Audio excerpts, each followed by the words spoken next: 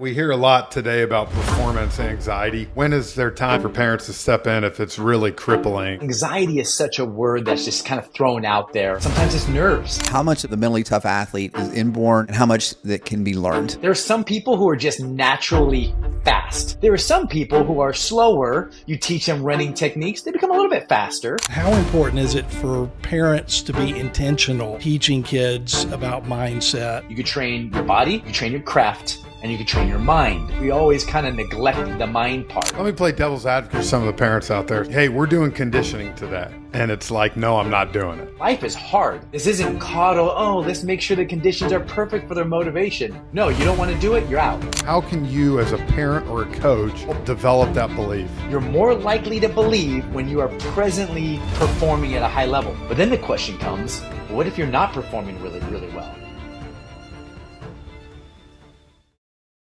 Welcome back to Pure Athlete. I'm Jeff, along with Britt and Brad. And guys, I know I dressed up today. Are you proud of me? It's Yeah, unbelievable. I'm telling you. Because I'm calling a baseball game tonight, but I did decide to go ahead and dress up. You didn't dress up for Saban. Yeah, we had Nick Except for Saban our guest here in today, which is camo fine. shorts, and I wanted to let him know it's just another day, man. you did. That's where it ended. I'll tell you what, man, as we're filming this, USO, we're all, especially me, big golfers, but that US Open finish was awesome. It was unbelievable. Unbelievable. Did you find that to be enjoyable golf? I mean, was it was Oh tough, God, yeah, because really? it makes me feel good about my game when you see guys chunking it 2 yards in the rough. And I will tell you this, we got to get JJ Spahn on here because I want to talk about, the story of the fact, he's been at it for 13, 14 years, man. And we started our outreach today. So Yeah. us and everybody else. yeah, well, a that's little bit true, harder too. this week than it was last week to get Yeah. hold of him. But you talk about perseverance, a mindset, and what he kind of went through. And Britt, you can kind of lead into that's kind of what we're talking about today. Yeah. We have all kind of guests on here, a lot of pro athletes, and then a lot of experts. And I'm super excited today because, parents spend so much time and so much money, as we've said before many times, on skill development for their kids and on tournament play and all this kind of stuff. And the mental part, which is getting a lot more play today than it did 15 years ago, but it's still a huge, huge component of a young athlete's journey and their development and all that. And we've got, an expert today that we're gonna introduce here in just a moment, but we're gonna dig into a whole bunch of stuff and talk about how we came upon Justin. And so I'm super excited about what we're gonna do today. Yeah, so I'll go ahead and say it. Justin Sue is coming on with us today. And I was actually just hanging out with one of his buddies this past weekend in KC. We went for my buddy Alex Gordon. He went in the Royals Hall of Fame. So my wife and I went up there, and Eric Hosmer, who co-hosts some of the Digging Deep podcasts with Justin. First of all, Justin, thank you for coming on. Oh, well, I got to bring you on. We're just talking about him like he's not staring at us. This is awesome. Yeah, he's right there. So thanks for coming on with us. Thanks so much. I really appreciate it. I was actually at the US Open with a client of mine, and you hit the nail on the head. It was wild to see those conditions and what that course did to some of the best golfers in the world. Amazing. Man, you ain't lying. But it's funny because I played with Eric Hosmer for 3 years in KC, and for him to get excited about stuff is not, he does not get excited all the time. But I brought your name up at the luncheon when we were sitting there, and we talked for 30 minutes about you. So Oh, wow. I don't want to feel pressure for you, but know that he talked really high. Oh, wow. I love that, man. Great family. And it's been such a pleasure to be on that podcast with him. And I've learned so much, but so grateful for this opportunity to be with you. Yeah, so you're doing some stuff with him with Digging Deep, right? Yes, correct. He called about a year and a half ago when he was finishing up his career. And he said, I'm going to do a podcast. And he says, I'm looking for some hosts. And he said, would you be willing to join me on set and interview some of these athletes? And I thought it was a wonderful opportunity, and really grateful for the opportunity and all the different conversations we've had. I've learned a lot. Well, my son, he played baseball for 14 years. He loves your podcast, and to him, it's a legit baseball podcast. It's legit. I mean, he was excited to hear that we're having you on today. Oh, appreciate that. What I love is, as you all know, especially you, Jeff, hearing the stories. I love what Haas said. He goes, I want to hear the stories from these players from their own mouth, provide a space for them to tell their stories. And I was just inspired by his vision, and it's been fun to be part of it. Well, that's awesome, because I think we feel the same way with what we were doing. Like, we didn't know if we were going to do 5 of these, 10 of these, and we just kept, God kept providing a door, opening a door to get all these great athletes, female and male, and hearing their stories and what they went through, the different ways that people got to where they were at, but also the different ways that mentally they get themselves there. I think that's the funny thing is, like, just because I did it one way, there's a guy like Eric Hosmer who thinks completely different than I did, but got him there too. I love that you said that, because you always hear people say, hey, what's the approach, the capital T approach that elite athletes take to get their minds right? And the answer is, it depends. Everyone is so different. NFL quarterbacks versus PGA golfers versus baseball players. And what I've also learned is, like, and you correct me if I'm wrong, Jeff, like, throughout the trajectory of your career, what worked for you later in your career might not have worked for you earlier in your career. And so it's just very fluid. And I have loved to just see and have a front row seat just into the minds of some of the best athletes and coaches in the world. It's been fascinating. I love how you just said that, because there's not one size fits all. And when we were actually talking about you, that's what Haas was saying, that you really have kind of spoke truth into him as far as, when you first, like, get married. And I can go through my career, but you first get married and it's like, it's a whole new way to compartmentalize. You're actually coming home to your wife, who you actually have to communicate with instead of just being by yourself. And then you have kids, right? And that's what Haas said. Like, when I had kids, it totally changed my career. And, like, now I'm coming home and I'm given a bottle, and, Yes. you're trying to work through all that stuff. And I think I love how you said that, because it's ever changing. That is such a great point. We always go through the 3 A's: awareness, acceptance, and an action. And it's like, okay, understanding that we talk about often new levels, new devils. And so there may be a new situation. Maybe you're injured and you got to approach your injury differently. Maybe you're platooning now versus starting. You have to approach it differently. And so there's a lot of different variables to it. And one thing I've learned is, you never tell an elite professional athlete how to think and how to feel.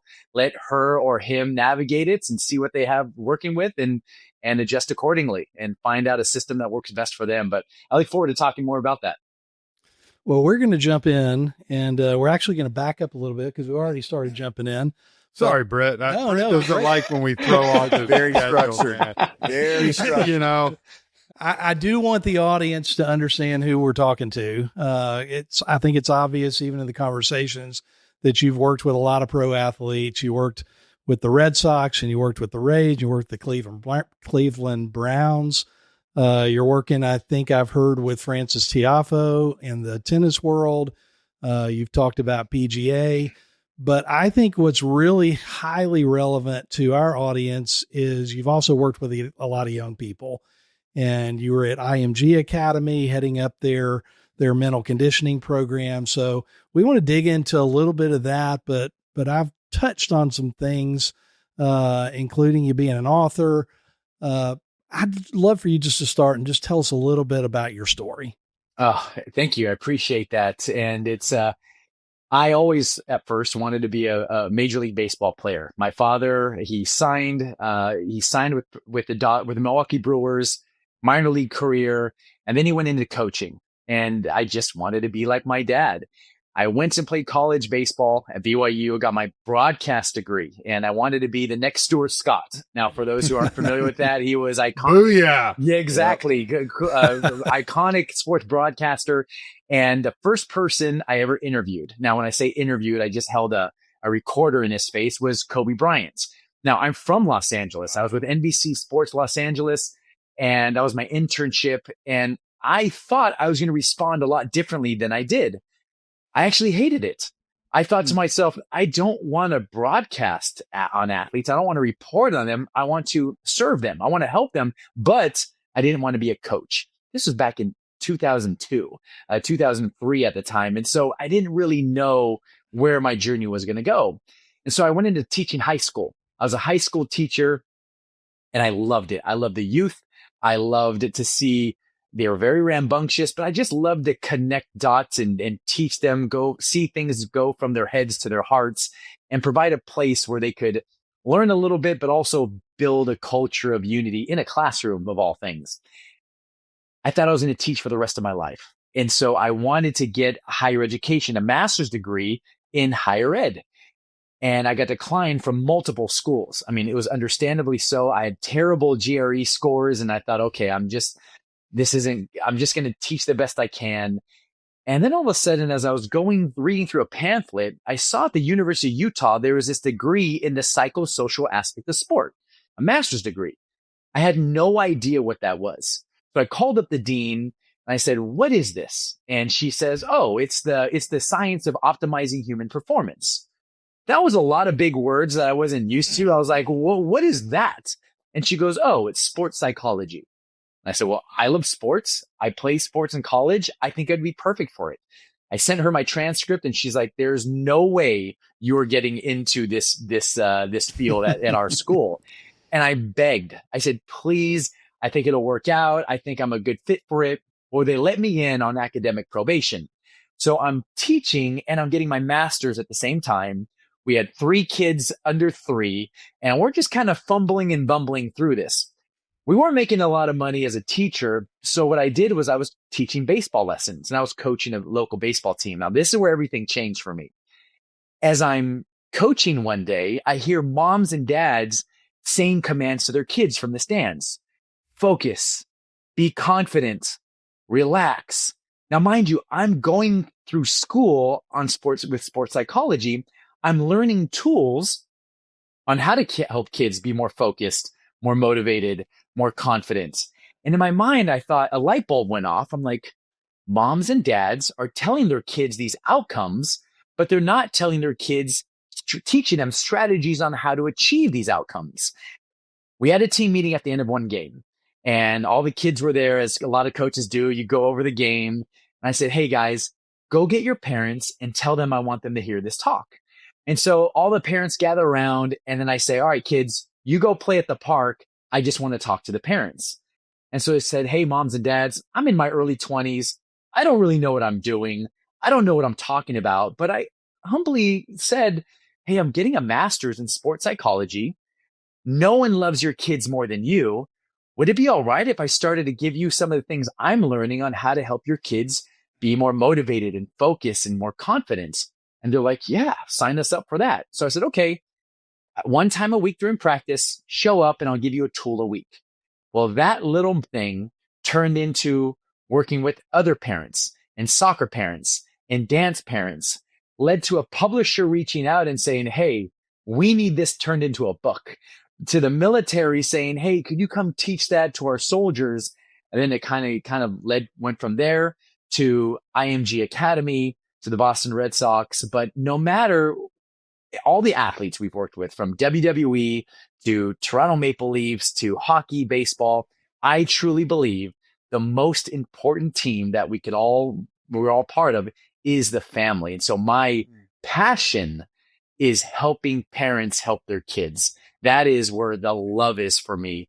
And any way to give back to families, I am all for that. You know what I love too? You said WWE for athletes. I love it. I'm with you on that. Oh, Take one off the top right. Incredible. They're incredible. That's another segment. Yeah. So you said you went from working with parents to taking that step in the military. Can you talk about just like the similarities between working with an athlete and working with a military specialist? I mean, is there similarities? Are there not similarities? What's kind of typical approaches? It's such a great question, because what I've learned is that at the end of the day, no matter the sport, no matter the age, at the end of the day, we're all human. And I see that whether you're a baseball player, football player, military, we run into similar hiccups, all of us, where we're not thinking as effectively. We struggle with decision making when we're stressed. Our self-talk might not be ideal. When we're injured, we focus on the negative versus the positive. We focus on the past or the future instead of the present. We focus on what we don't have and we want versus what we do have. And so same whether they're youngsters or whether they're more mature and more experienced. I've noticed that it's very, very similar. Some of the problems that we go through, having more of a fixed mindset where we're not learning from failure. We don't give our best effort. We don't like critical feedback. We get jealous or threatened by the success of others as opposed to celebrating it.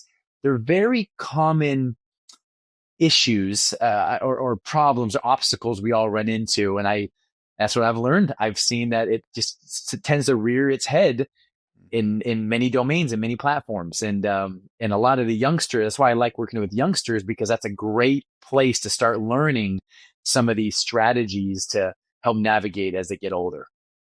Justin, you wrote a book in those early days called The Parent Pep Talk. And I was looking all through that, and you've got like 10 chapters or so, and each one of them is on a different area. And we don't have time today to go through each area, but I want to hit you with a couple of them and have you maybe talk a little bit, because I think it's really instructive to parents. And some of the ones that kind of jumped out to me, the first one is, how train your child to self-motivate.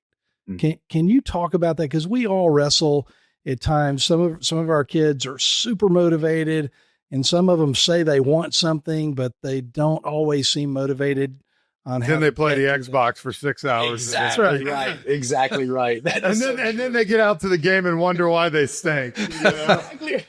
That is so true. I think so. First of all, about the book, I remember when the publisher first reached out, I was emphatic that I would not write a parent book. Having 3 kids myself, I do not want to give parents advice on how to raise their kids, because I felt insecure and still do at my parenting abilities.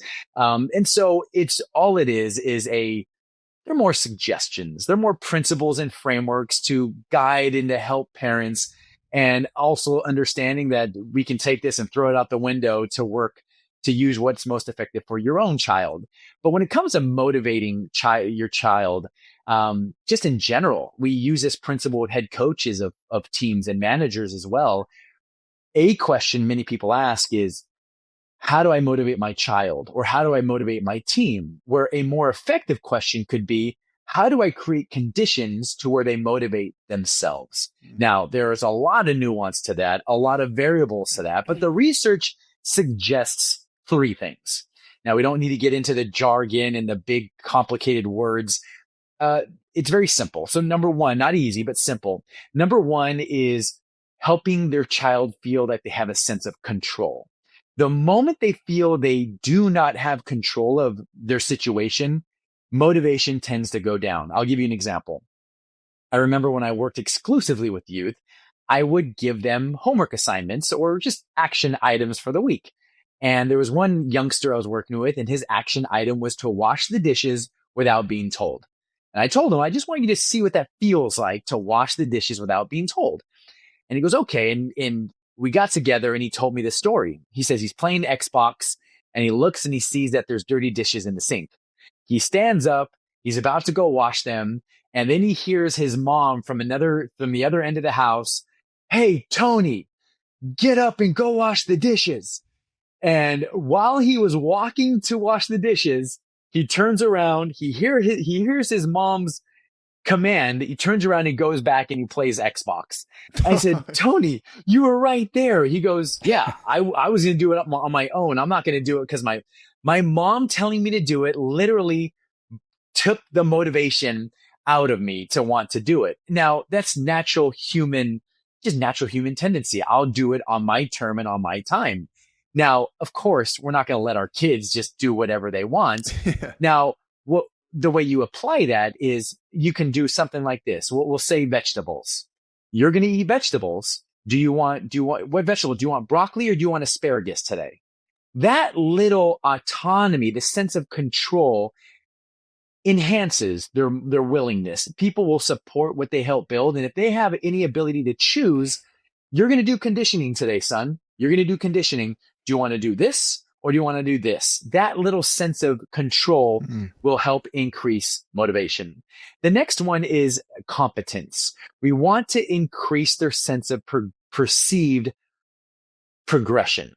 So our children are more likely to continue if they feel like they're making some kind of progress.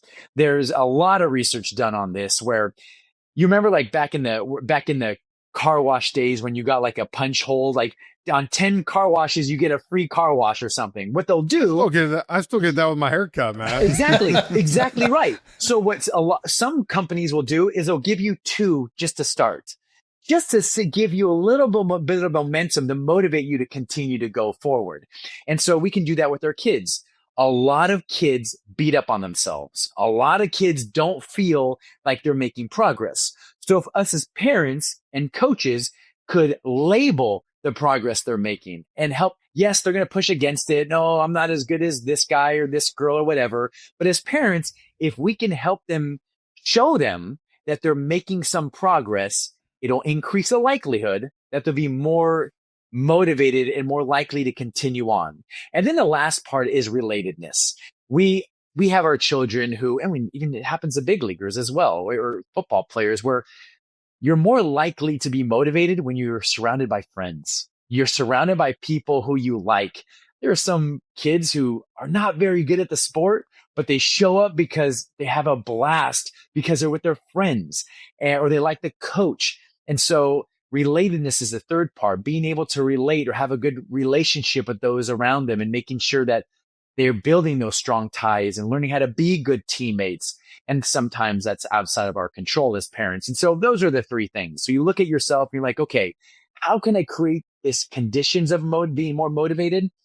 Number 1, can I give them a sense of control? Number 2, can I help them see that they're getting better with perceived progression? And number 3, can I increase their relationships with the people on their team? Can I put them in positions where they're around people who they like, whether it be coaches or teammates, or even inside the home? Do I have a good relationship with my child? Am I labeling their their progress? And am I giving them a sense of control at their home? Again, doesn't guarantee they're going to be more motivated, but it may create the conditions to where they're more likely to be a little bit more driven than otherwise expected. There is one person and one person only who will define your kid's dreams, and that's your kid.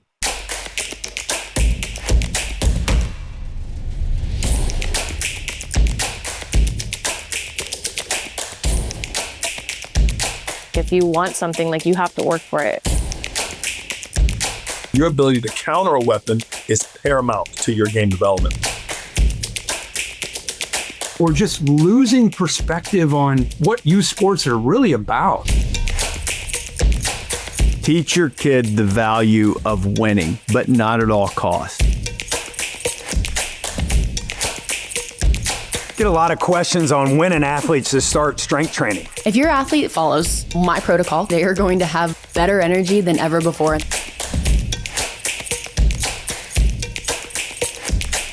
They can't come to you when you're born and say, you got character. You got to build that. You can win, but if you're not really impacting lives, I think you lose.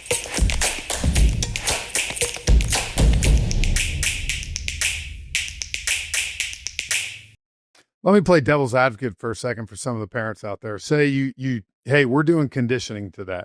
Mm-hmm. I give you these 3 options, and it's like, no, I'm not doing it. Yep. Now what do you do?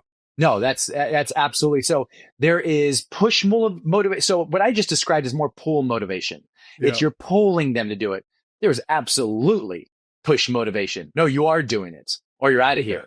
There's absolutely fear motivation. There's absolutely consequence motivation. And I'm a firm believer in that as well.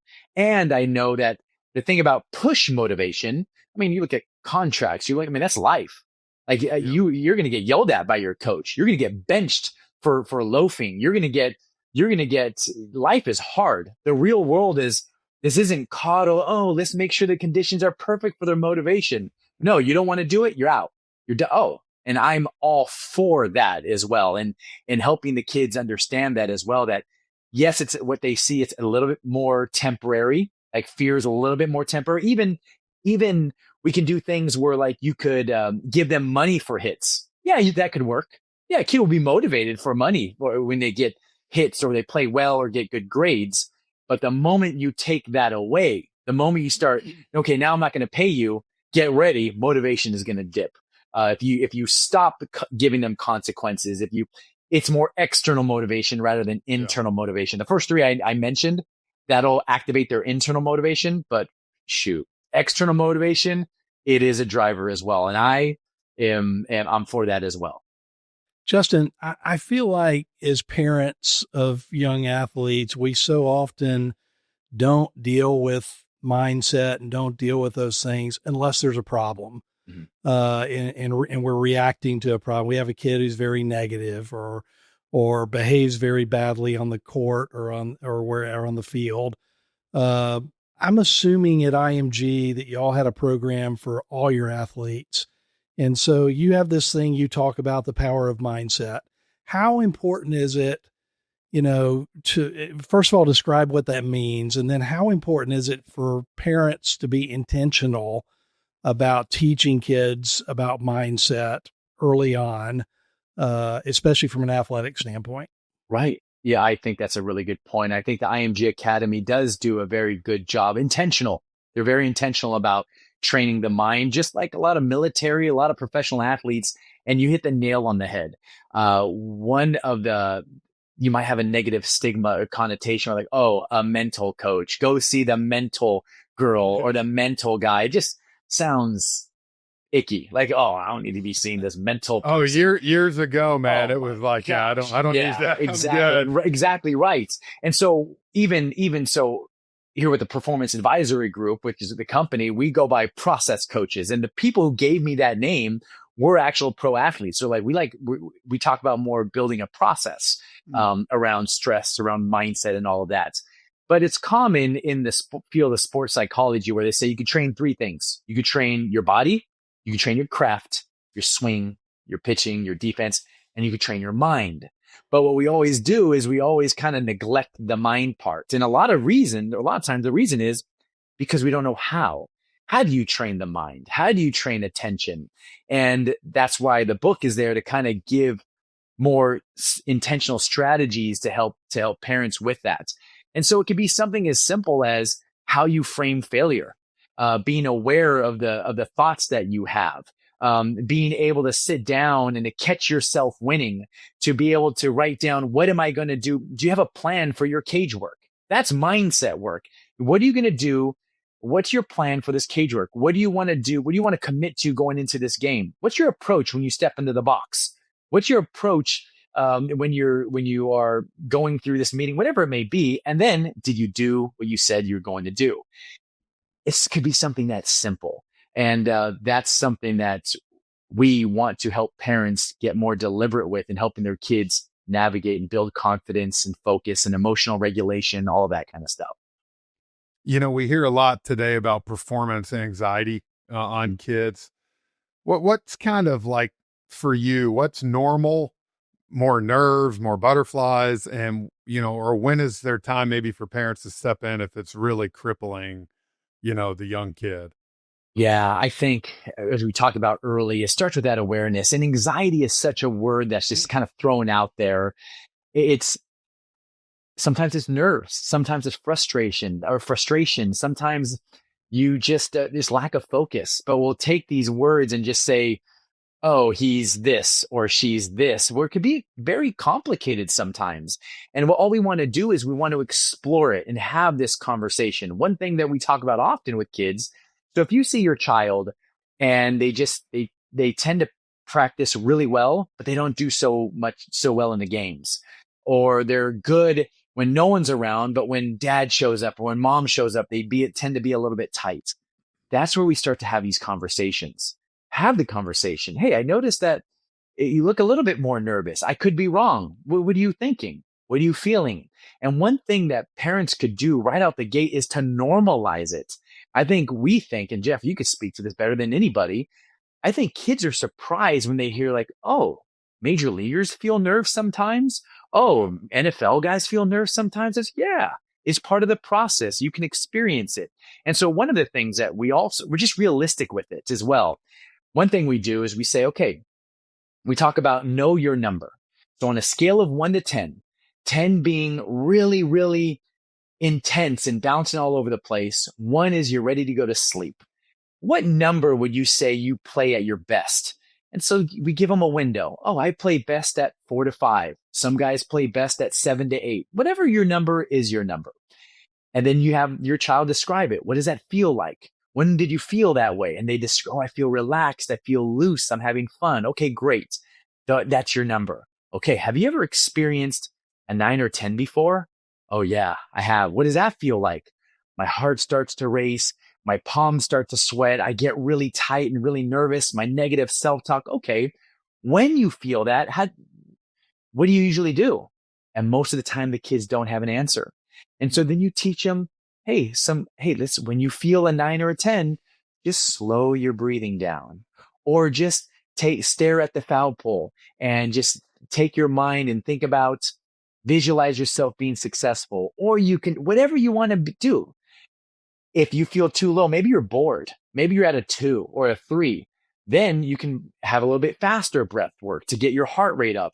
Maybe you could remind yourself to be a little bit more motivated, whatever it may be. I have a player who envisioned fire that gets him up a little bit. And so basically we say, know your number. And when we talk about anxiety, what can we do to bring it down? Just turn the volume down a little bit. You're not going to eliminate it completely, but that's okay. We don't tell kids to eliminate nerves. It's okay to have butterflies as long as they're flying in formation. And that's something that we're always telling kids. It's okay to feel that way. And once you normalize it for them, it's amazing on how they're able to tolerate it a little bit more. And a lot of times you'll hear parents say, don't be nervous. Don't be anxious, instead of saying, hey, that's normal. That's cool. Do we have tools to help you lower the volume with that? And I think that's something that's very common amongst parents and youth. Justin, you've worked with so many professional athletes and elite athletes, and I think you've spoken about kind of like 5, I think it's characteristics of high performing athletes. Can you talk about some of those characteristics? Yeah. So a lot of times I'll give a lot of like, so here's the thing about these 5 principles. Now that I'm thinking about this, it was one of our hosts, we were doing a Digging Deep podcast, and one of our guests just kind of sprung it on me. And I pulled the principles from the growth mindset, the 5 principles of the high performance mindset. So number 1 is learning from failure. You have to be able to learn from failure. One of the things that is keeping athletes from success, or a young athlete from success, is their relationship with failure, how they're viewing it. They want to avoid it at all costs, but the best athletes in the world have trained themselves to learn from it. Here's the thing. We always talk about, learn from failure. What we don't often talk about is how painful it is. Failure is very painful. You're going to be embarrassed. You're going to be devastated. You're going to cry. I cannot tell you how many grown men I have seen just get emotional because they want it so bad. People who you would never think would get emotional. Yes. So learning from failure. Number 2 is embracing obstacles. Success is oftentimes on the other side of doing that hard thing.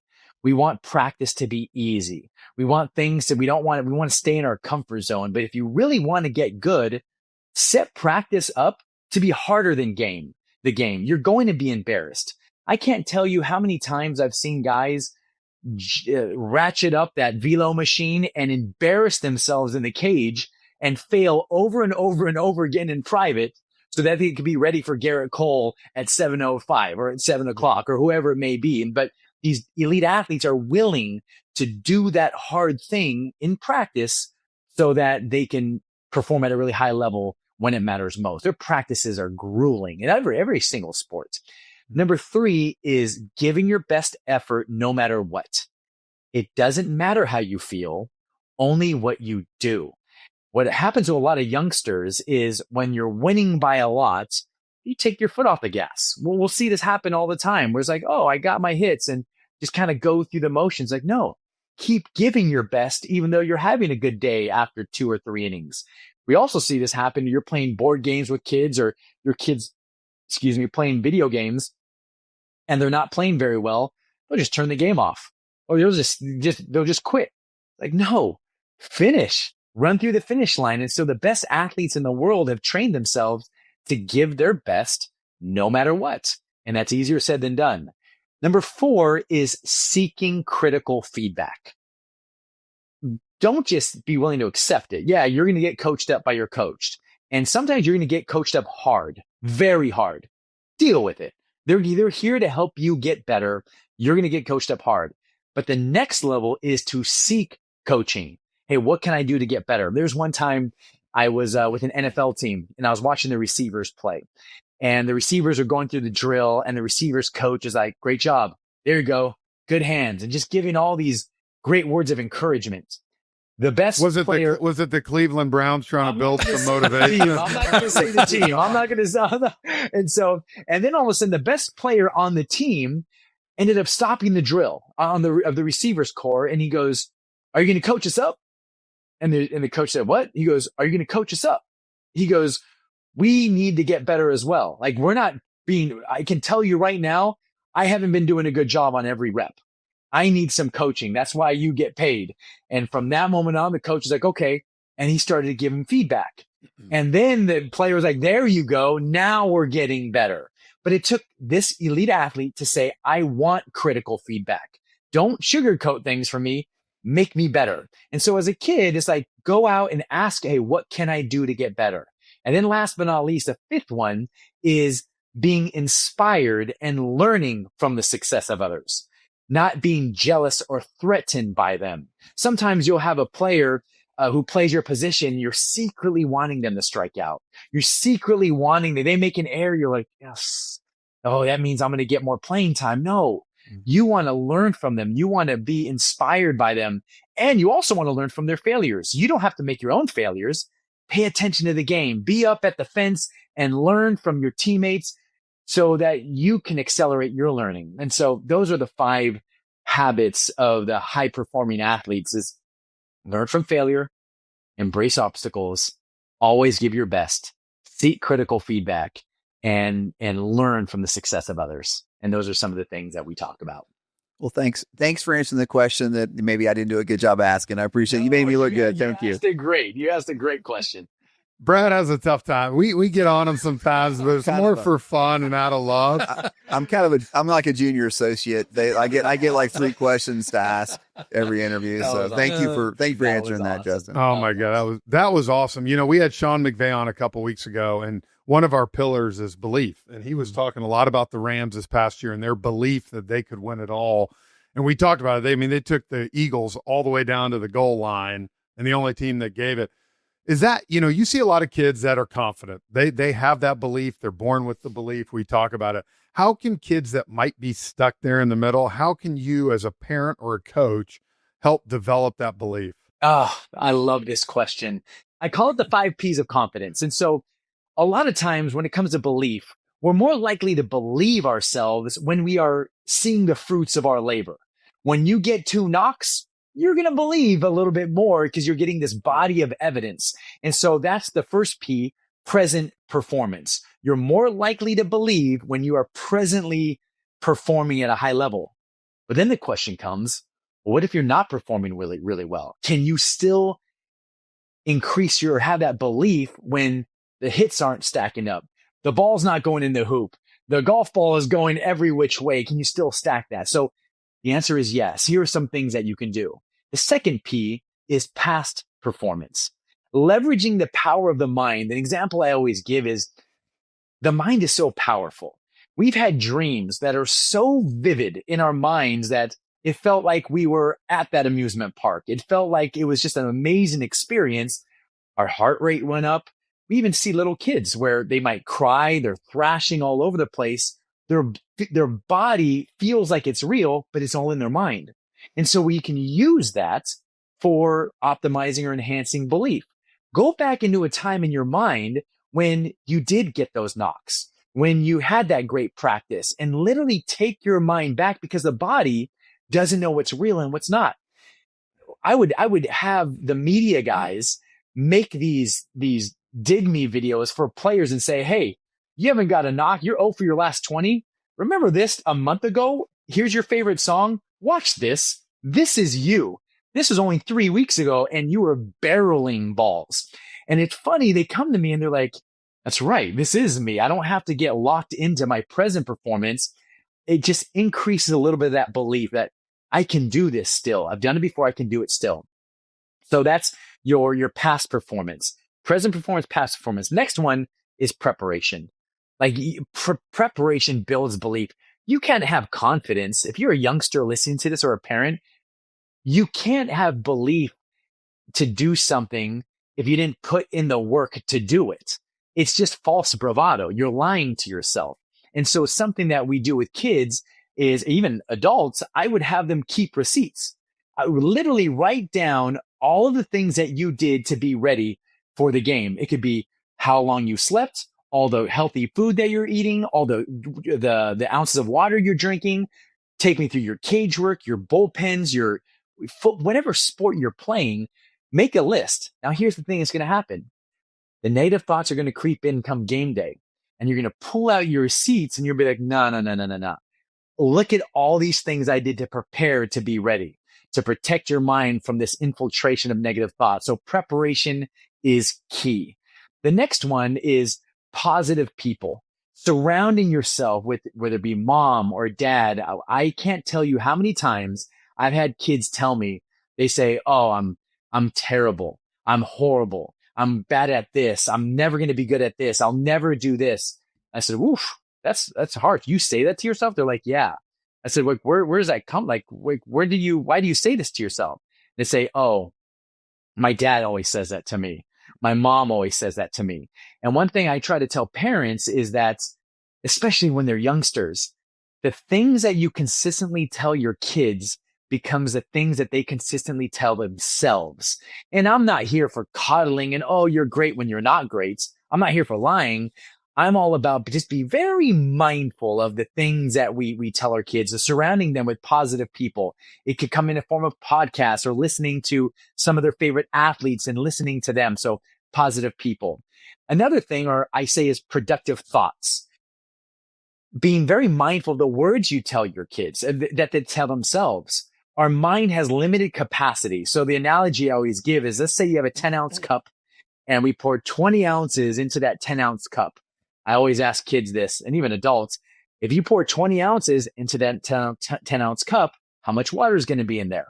And they say 10 ounces, obviously. Why? That's all it holds. Where's the rest of the water? All over my lap. This cup represents your mind. And whatever you fill your mind with, it's going to fill up the space. It's going to fill your focus. And when ineffective or unproductive thoughts want to enter, it's going to be a little bit more difficult, not because it doesn't exist, they don't exist, but because there's no room. You're already occupying your mind with your thoughts that you want to have, the belief systems you want to have. Now, the contrary is also true. When you don't think on purpose with purpose, it's naturally going to fill up with doubt and worry and fear and lack of confidence. And when you want positive thoughts to come in, it's going to be more difficult, not because it doesn't exist, but because there's no room. And so occupying your mind deliberately with positive thoughts. So we have kids write down, how do you want to implement in your mind? What do you want going in your mind? And then last but not least, we talk about purpose. Why do you play your sport? Why are you doing this? Oh, to have fun, to get to college, whatever it may be, really helping the child tap into why they do what they do. And so there you have all of the P's of increasing belief. And now here's another thing. I always say when it comes to confidence. This is a little bit of a contrarian take. Some people don't like when I say this. I think in some cases, confidence is overrated only because I ask kids, how many times have you been confident going in to play your sport and you played terribly? Hands go up. How many times have you had no confidence going into a sport under your performance and you dominated? And the hands go up. And I always say this, if you don't feel confident going into the game, that's not an accurate predictor of how you're going to do. Don't focus on how you feel. Focus on what you're going to do. Focus on your objectives. Focus on your plan. And just know that one of my favorite proverbs is, a bird can rest peacefully on a branch, not because of its confidence or trust in the branch, but because it's confidence in its ability to fly. And so you may come in here and you may struggle. You may punch out 3 times in a row. You may give up a goal as a goalie. You may throw an interception as a quarterback, whatever it may be. But you need to also have belief and confidence that you can learn from that failure and bounce back quickly and get after it the next time. And so I think that's a key component to confidence as well. If you have middle school or high school kids that play sports and you don't want to fundraise like me, we got you covered. My buddy Chris Carneal owns Booster. Chris? We help schools and sports teams raise funds in a super fun and engaging way. In fact, the last 22 years, we've raised $750 million, and we can't wait to help you. Choose booster.com. That's awesome stuff. Jeff, I got to tell you, I'm jealous sitting here thinking about you're hearing all this when your oldest is 100%, 11 or 12. I wish I'd heard this, 10 years ago. Yeah. I think so many good things too of building the belief system that you just talked about of trying to do that with your kids. How many times, and you're so right. I mean, how many times in baseball did I take a good BP and I'm like, man, I'm ready to go. And then I go out there and get my doors blown off first at bat, and you're like, well, this sucks. But I agree, being able to get your mindset in a great spot with other tools, I think is huge for not just professional athletes, but like you said, for kids. Yeah. No doubt. Justin, we've got Jeff talked about a pillar being belief. Another one of our pillars is vision. And we always talk about vision in the sense of, understanding and knowing where you're trying to get to. What's your destination you're after? How do you get there? What are the goals you set? But I ran across some stuff in your content when I was looking into all this about reflection. And we've never really thought about it, but I think, in order to have vision of where you want to go, sometimes you have to reflect on where you are and what got you here. And I think our kids, because of social media and devices, they never reflect. Talk a little bit about reflection and the importance of it, if you will. I can't tell you how many of that's baked into a lot of the work I do I primarily work with head coaches now in different leagues and managers in baseball. And we still do it with head coaches in the different leagues, but with players, being able to pause and to reflect, because when you don't reflect, things could tend to spiral, and all of a sudden things could snowball. All of a sudden, one at bat turns into a game, turns into a series, turns into a road stand or a road trip, and you're like, "What the heck? Where did all those at bats go?" I'm a huge believer in pausing to reflect how you did, and I love when players decide their own reflection questions. And so one of the things that we do with athletes, professional athletes in particular, we said, okay, when the game is over, or when the road trip is over, or when the series is over, what are questions that you want your future self to ask you in order to make sure you kind of realign yourself, to make sure you're still aligned with your vision and you know where you want to go. And it's really cool to see the questions that these players ask themselves. Some of it's mechanical, some of it is more inspirational, some of it is, it's simple. But there's one time in particular, I'm working with a pitcher and I noticed a couple of things. And he came from a family where his dad was very, very, very hard on himself. This is a man in his 30s with kids, and he's really hard on himself. And we also say this, a lot of pro athletes, their dads were very hard on themselves and so on them, but it's part of the thing that made them who they are. We don't want to turn the volume down on that. That's part of his tenacity. That's why he works so hard. And so we had to account for that. Another thing, so he wasn't seeing the good he was doing. Another thing was he would get so frustrated after games that he would just kind of focus on the bad and all the things that he needed to fix. And then finally, there was so much that he wanted to fix that he didn't even know where to start. So he was a starting pitcher. And all we created were 3 questions of reflection after every start. What did you do well? What did you learn? And what are you going to do better next time? That's all he asked. I'm telling you, he asked those questions after every outing for years and still does so to this day. And it's so interesting. The questions that I consistently asked him now have become the questions that he consistently asks himself. I got a text from him last week.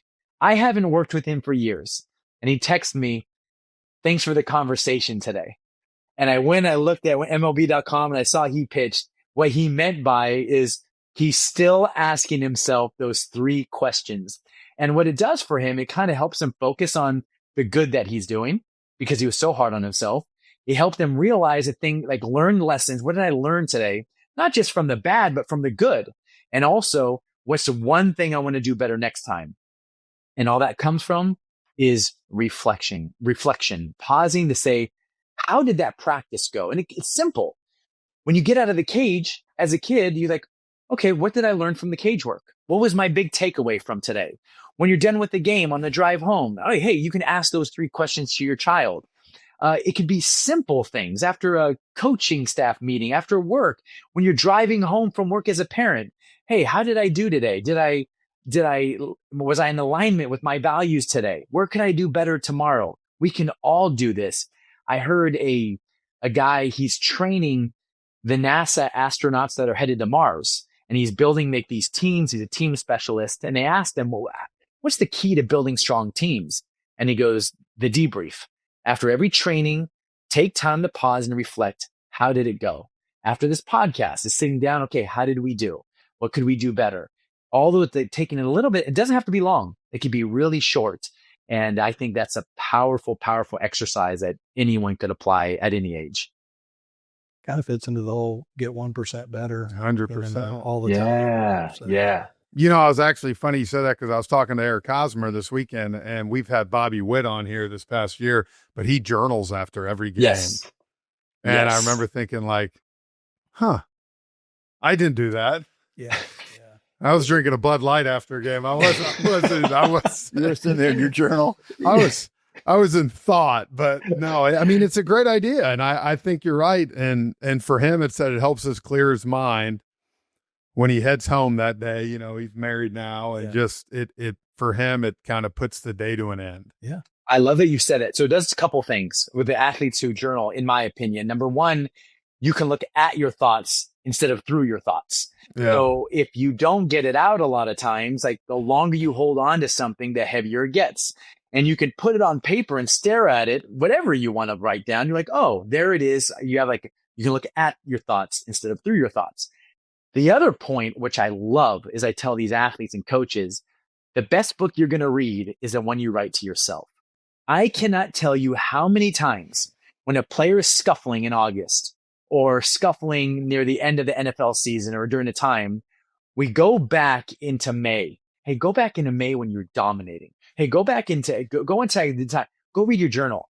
And they go back and players are like, oh my gosh, I forgot about this. Oh, that's right. I used to do this. We tend to forget.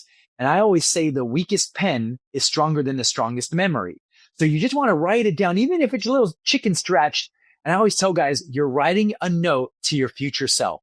What do you want your August self to remember? What do you want even during the down times? I can't tell you how many times I have an athlete go and say, whoa, remember that time when you said you wanted to quit baseball? Remember that time you wanted to retire? You thought it was so bad you'd never get a hit. And now you're batting 500 on this homestand or whatever. Hey, go back. And you're like, oh my gosh, they get to see how bad it was. They're like, wow, I got out of that. I thought that was all was lost during that time. I do want to say one more thing about vision. I'm sorry for the time, but one more vision thing. To any parents who want to help enhance the vision of their children, I call it the GWAP model. So you have your child write down their goals. G stands for the goals. What are all the goals that they want to achieve? Or even yourself, you can do this exercise for yourself. Just write them all down. Then you pick a couple that just kind of lights you up, that you're really excited about. Then the W stands for why. Why do you want to do this? Well, what is it about this goal that just lights you up? Whatever the answer is, and you can massage it out, whatever it may be. The O stands for the obstacles they're going to face. Mike Tyson says one of my favorite quotes, everyone has a plan until they get punched in the face. You literally punched in the mouth. You literally tell your child or you tell yourself, these are the things that are going to get in the way of me achieving this goal I want. I'm going to have offer days. I'm going to give up interceptions. I'm going to bogey, double bogey. I'm going to miss cuts in golf. All these are going to happen. And then I'm going to have haters. I'm going to get benched, whatever it may be. And you write them all, right? You make sure you know stone unturned, all the worst case scenarios. And then the final P is, what's your plan for when that happens? When you're 0 for, what are you going to say to yourself?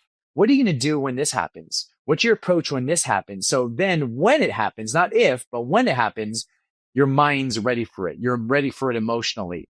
And so we say you're more likely to respond effectively to adversity if you plan to respond effectively to adversity. That was one thing I learned from the military. They're all prepared for a worst case scenario. When their weapon jams, when their battle buddy gets shot, how to pull them out. They were ready for all of it. And they didn't want it to happen, but they didn't want to be so emotionally derailed and not expect it that all of a sudden they can't perform. So they expected the unexpected, they expected the adversity, and they had a plan for it, and they even trained for it. And so the GWAP model might help some parents out there increase their child's vision and have a plan. What's the W for again? Their why. Their why. Why do you want to achieve goal? Why? Obstacles and plan for the obstacles. I love that, man. Man, I do too. That's my kids' homework for tonight. I can tell you that. Yeah, that's fantastic. Awesome. Justin, we're getting close to bouncing up against time here, and I know these guys probably each have another question. Or I'm gonna put you on the spot for a second and say that, you know, when we first invited you, we really wanted to dig into a topic that you have a whole series about, and that's the yips. Thank God I never had the yips. I can honestly say that. My goodness, it is wild. I learned so much doing that during that Sports Illustrated series on the yips. Well, and it's so good. And Brad's son has been through it. Mm-hmm. My son's been through it. So I think it's important enough that I'd love to have you back. Yeah. To talk about that. Yeah. It's so cool how you came into this, and from teaching to coaching your parent, like that's fascinating to me, how this journey took you from where you went to where you are now. Because I know this, like, and I've told these guys this, I really did not have the mental capacity to deal with some of this when I played. And I wish I did. I wish I had some of this stuff, because I've spent numerous nights banging my head against the cabinet, you know, like, I suck. How can I get out of this? Can you go? And I'll even tell a funny story. In 16, I came back to the Braves and they hired someone to come in and talk to everybody. And so this lady spent 2 days in the clubhouse, and she actually came up to me at the very end and she said, "You're the only one that hasn't come to see me." And in honest truth, I said, "Ma'am, I'm so screwed up mentally that go help somebody else that still has a chance." And this was at the end of my career, right? And I was halfway joking, but I was halfway like, I've tried everything and I'm good. And I know I've done some of the stuff we've had from different athletes that have talked to my son and daughter, and I've seen how it helps them compartmentalize and how it helps them do it. And I truly mean this. I wish I had this stuff growing up, because I didn't. And I would have loved to seen what I could do, being more confident, believing in myself more at certain times. Because as you said, how many times was I 0 for 20, and it's like, this is never going to end. You know, and that's what I was walking up to the plate with, was that mindset there. And how bad is that? Mm-hmm. It's so common too. And what I love that you said, and I respect elite pro athletes so much that I always tell people, who am I to come and tell an elite professional athlete what to do? There's no cookie cutter. And so they're just organic conversations. It's what I feel so blessed and grateful for, is like to provide a place where these guys could think out loud and just, hey, this is what's on your mind. And I have no answers. They have no answers. But maybe as we discuss together, they could find their own answers and connect their own dots. And that's what I love. It looks so different for everybody. And then they start noticing their thinking patterns and their thought process. And it's so fascinating. But yeah, that's one thing that I absolutely love. It's not a binary, oh, here are 5 things.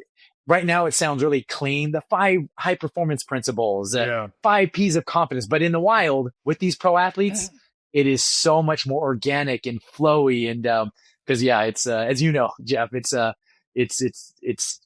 has to be so organic, because a pro athlete in general, they're afraid, hey, why am I going to talk to this guy? Is he going to go tell the managers? Is he going to tell the GM? And I don't want to be seen with this. There's so many other little variables. But yeah, grateful for that. I love that phrase. I love that phrase, in the wild, because I think that represents also the youth sports area as well. Because like you said, once you get in the wild, it kind of goes crazy. But I asked this last question for me as an encouragement to parents and kids.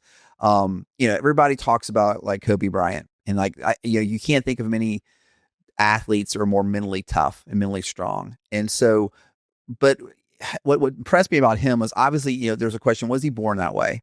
But, maybe he was just born that way. But he also seemed to seek ways and seek to learn to be mentally tough and to create that Mamba mentality, as he named it. So my last question to you would be, I mean, how much of this can be taught? How much of the mentally tough athlete is inborn, and how much that can be learned? Because I think that's the encouragement, hopefully, that we give to our parents and to our kids, is that, hey, your kid may not have, kids are different, but how much of it can be learned? I think that's a really good point. I view it like speed and strength. There are some people who are just naturally fast. They are just out of the womb. They fly. Then there's some kids who are just strong. They're just naturally strong. But then you take that fast kid and you teach him sprinting techniques, he becomes faster. There are some people who are slower. You teach them running techniques, they become a little bit faster, but they're not going to match the speed of these elites, these speedsters. I think a lot of it is very similar when it comes to mindset. There are some people who they just got that. You can look at some of our kids, like they're just confident. They just ooze as a young kid, is woven in that DNA. And then there's some kids who are like, they can learn some strategies or some tools to improve or to get a little bit better. But what I always say, I'm a big fan of leaning into what works best for you. I think Kobe is my favorite athlete of all time. Love Kobe, love Jordan, love Tom Brady, Serena Williams, these dogs, just mentally tough, just grinders. I will gobble up everything written about them, motivates me. But then there are some athletes who that isn't their personality. They actually play better when they're smiling, when they're laughing, when they're having fun. I had a coach to call me and goes, oh, you need to teach this guy to have the Mamba mentality. I want him to be a dog. He lacks mental toughness. And I remember talking to this player, and he goes, that's just not me. Like, I'm not this serious, like clench my jaw. I have fun. Like, I'm a fun guy. I'm the clubhouse. If you try to get me to get serious, I don't feel authentic. And so what we tapped in is to his fun part, to be loose and relaxed. And wouldn't you know it, he started to play more loose and better. And the coach is like, oh yeah, now he's a dog. It's like, no, actually, he's just having fun now. Now he's not trying to be like Kobe. He's not trying to be like the Mamba mentality. I had a guy once who we tapped into his spiritual side. Like that felt more authentic to him. It was more of a vehicle of displaying his gift to the world. That took so much pressure off of him. He's like, oh, I'm just viewing this as my gift that I'm giving. And so for me, it's be very mindful of like what kind of personality, where we want to shift our kids, the mindset, and then kind of explore with them. I wonder, and as a parent, put your white coat on and say, let me see how my son or my daughter plays if they're having fun. Okay, now let's what I love about mindset, it's just like clothes. Try this on for size. Okay, now try this on for size, and just see, you can talk to them. How did that feel? Or how did this feel? And you can play with it a little bit like that. And so I think you can explore it. You can train it. You can nudge it. You could get better at it. But it's so hard to measure sometimes. Man, that's awesome. Great stuff. Yep. Brad, that was a great question. And I appreciate it. I wanted to end strong. I felt like I started off a little shaky, and I'm getting mentally tough. I'm getting more, trying to learn to get more mentally tough. And so I think I came back with a good one. Yeah. Yeah, we can't thank you enough, man. Like I said, I just thank you for coming on and sharing. I mean, this stuff, these guys said, they've had all their kids have gone through different stuff, and mine are going through it now. So I know there's so many parents and coaches that can listen to this and find a lot of value. That's so awesome. Justin, tell people, I know you have an Instagram, account, and you've got great stuff, great content on your Instagram account. Tell us real quickly a little bit about your company and how folks can find you. Yes. So I own the Performance Advisory Group, where right now we're primarily working with elite level coaches and players, but we just created a new division, the Parent Division. And we are about to start putting on workshops. All of these things that we just discussed, we're going to put them out, and we're going to do cohorts with parents, give them tools that these pro athletes are using, that these elite coaches are using, performance tools, leadership tools. And if you go to Instagram, Twitter, LinkedIn, at Justin Sua, we'll be talking about how to sign up if anyone's interested. Sounds great. Awesome, man. Well, we appreciate it, man. And we look forward to getting you back on and talking about the yips. Yeah. Sounds good. Thank you all so much. I appreciate you all.